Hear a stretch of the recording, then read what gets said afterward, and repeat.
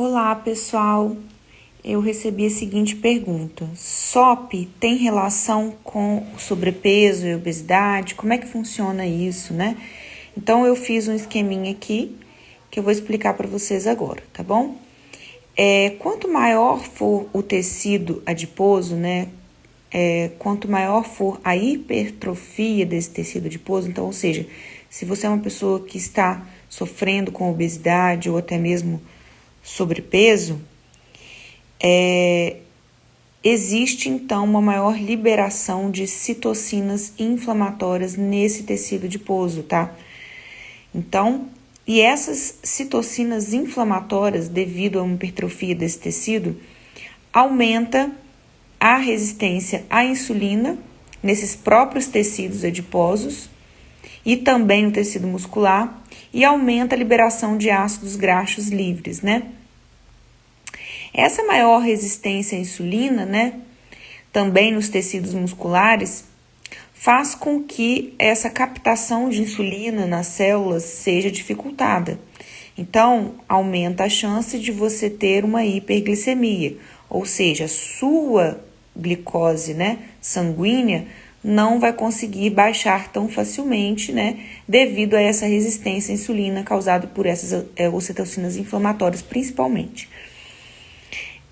Quando se instala, então, um quadro, né, de resistência à insulina com consequente hiperglicemia, né, esse sangue passa pelo pâncreas e o pâncreas libera cada vez mais insulina como uma resposta compensatória, né? Uma resposta compensatória, porque a insulina é que comunica à célula que ela deve receber essa glicose que está elevada no sangue. Então, só que essa célula está com dificuldade de receber essa glicose, né? Então, o pâncreas começa a liberar cada vez mais insulina.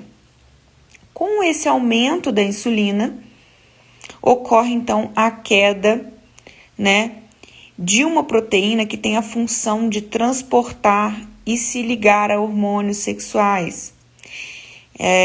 Então, essa proteína ela começa a cair devido ao efeito da insulina, tá? Que é o SHBG, tá certo? Que é uma globulina ligadora a hormônios sexuais. Com a queda, né, do SHBG no fígado, então fica maior os níveis de testosterona e DHT no sangue, tá? Então são hormônios androgênicos, tá? E começa a acontecer então o hiperandrogenismo, né? E o hiperandrogenismo é que é tão responsável pela queda de cabelo, né, que geralmente essas mulheres que têm SOP reclamam, e também pelo crescimento de pelos nos braços, por exemplo, tá? Bom, essa insulina elevada, né, ela também aumenta a produção de LH na hipófise e, consequentemente, a produção de mais hormônios androgênicos. Então, aqui realmente se caracteriza um quadro de hiperandrogenismo. Esse hiperandrogenismo, ele eleva a produção de hormônios antimulerianos, que, consequentemente, levam a uma menor ação de enzimas aromatases, que convertem a testosterona em estradiol. Então, consequentemente, vai haver, além do hiperandrogenismo, uma menor conversão dessa testosterona em estradiol. Quando esse estradiol cai, a gente começa a ter mais formação de cistos. Então, o quadro de síndrome de ovário policístico só se agrava. Então, veja, tá tudo conectado.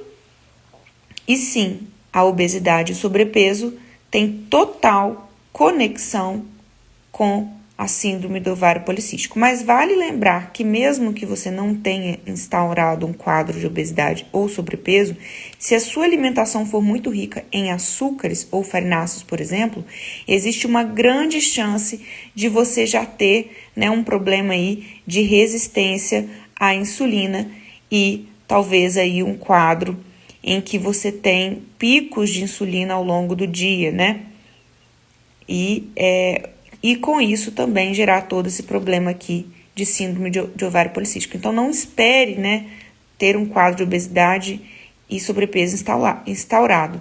Já começa a trabalhar a sua alimentação de forma a evitar o que leva, né, o quadro de resistência à insulina e maior insulina no sangue, que é justamente o consumo exagerado de carboidratos simples, refinados e açúcares.